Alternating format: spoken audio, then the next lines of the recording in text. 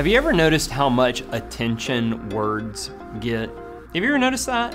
I'm sure that you can probably finish this phrase. You probably heard it from your parents growing up. Sticks and stones can break my bones, but words will never hurt me, right?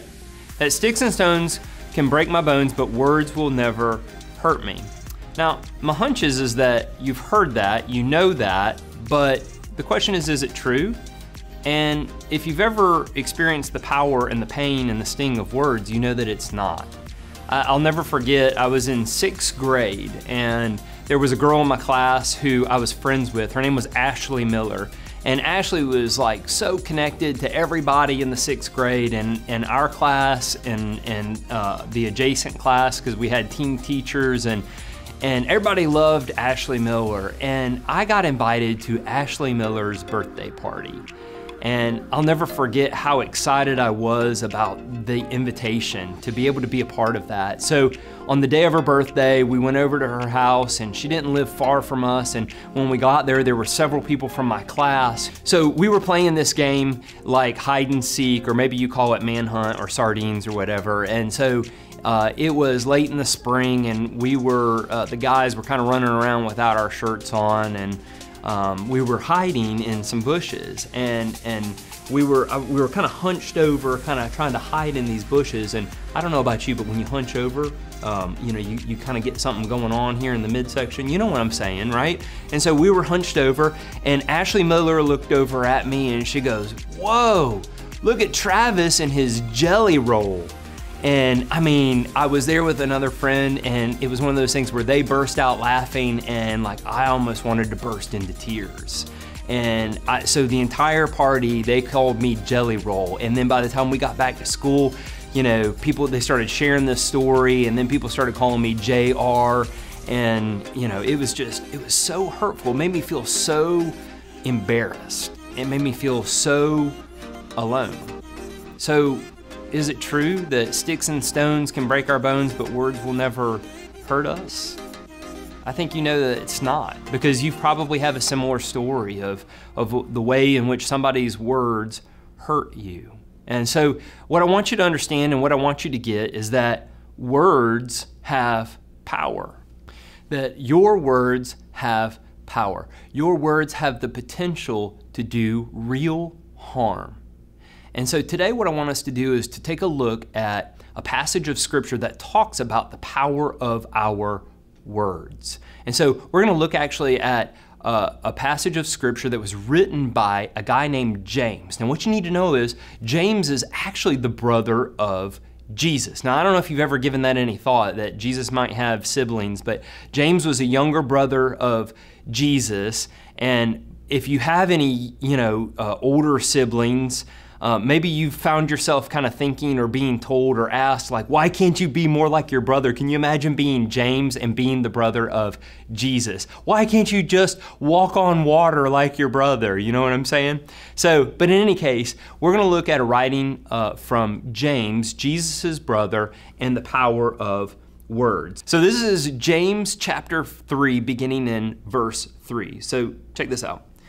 James writes, "When we put bits into the mouths of horses to make them obey us, we can turn the whole animal." Now, maybe you never grew up around animals or horses.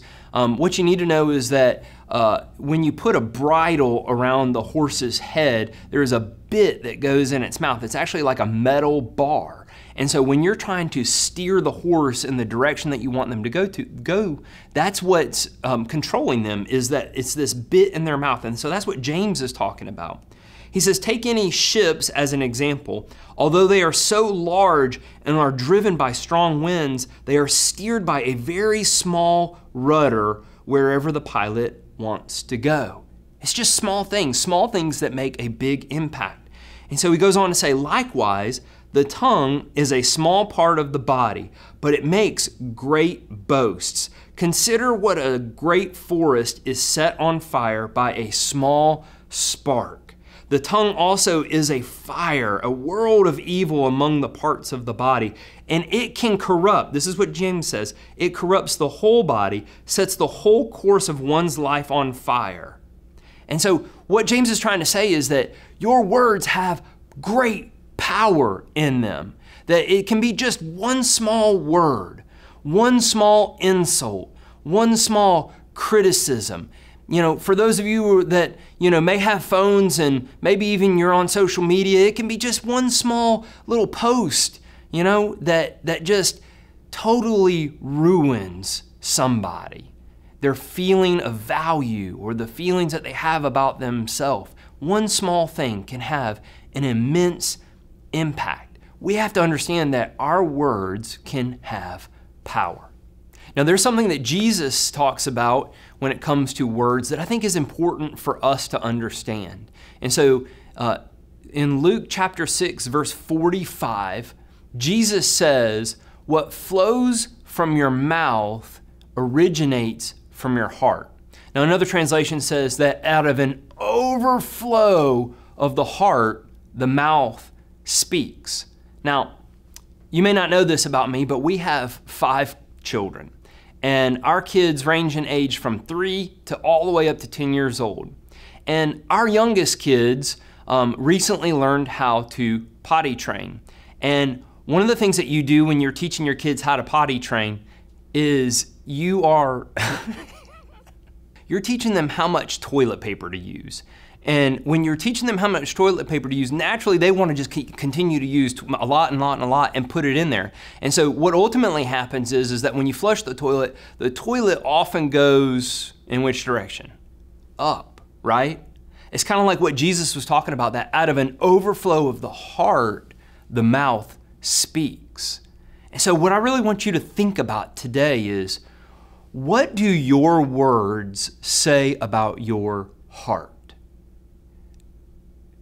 Jesus talks about it in a way that is very convicting, that maybe we don't use the right words, maybe we use foul language, maybe it's the things that we say about other people, maybe it's just a lot of complaining that you do. What does it say about your heart? You see, our words have power, but oftentimes they reflect what's deep inside of us. And so that's what Jesus is getting at.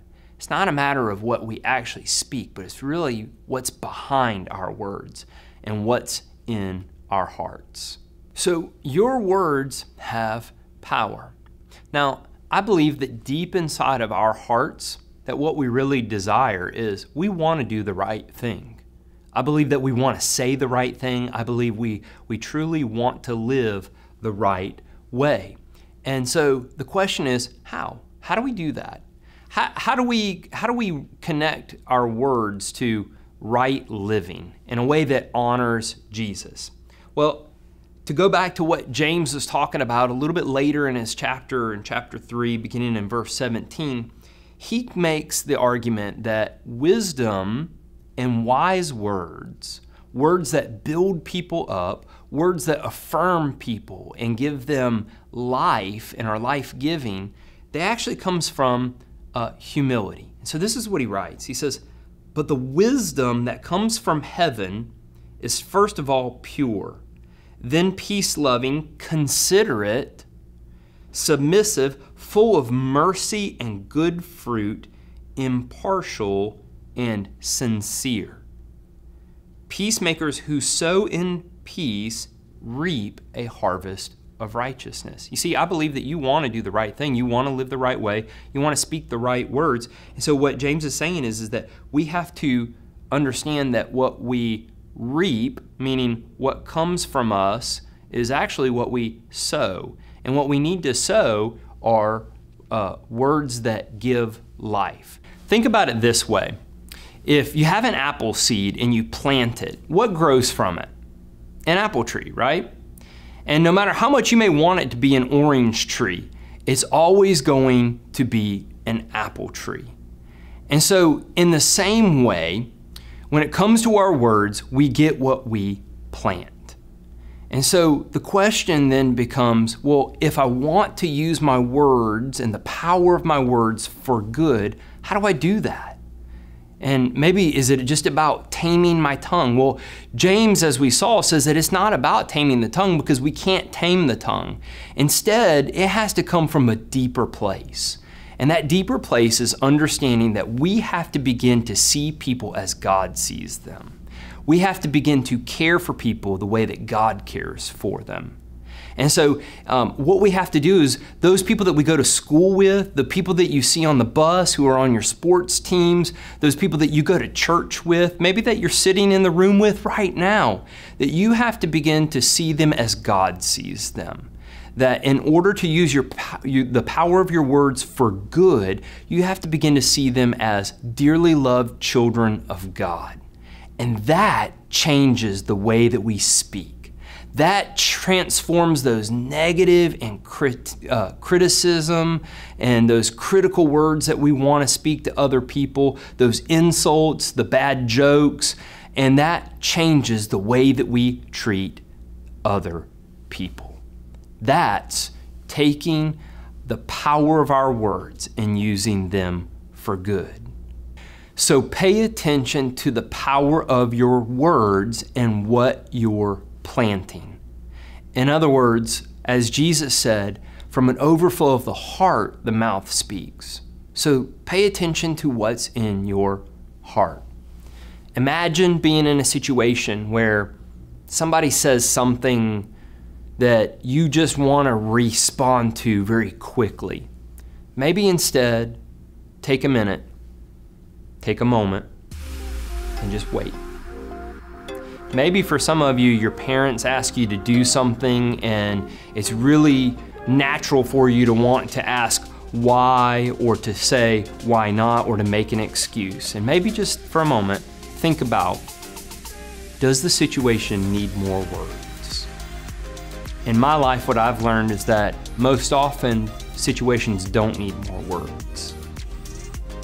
These are some of the ways that we can just practice controlling our words and planting good seeds so that what we speak, good things come from them, that the power of our words are used for good purposes. Imagine if you started caring more by considering what you are planting with your words. Imagine being used by God in a way that your words could speak words of hope and life and encouragement to other people, just by a simple word, using the power of your words in really incredible ways. Words have power. You may have heard it said that sticks and stones can break your bones, but words will never hurt. And you know that's not necessarily the case. So be someone who uses the power of your words in good ways so that God can bless others and so that you can be blessed too.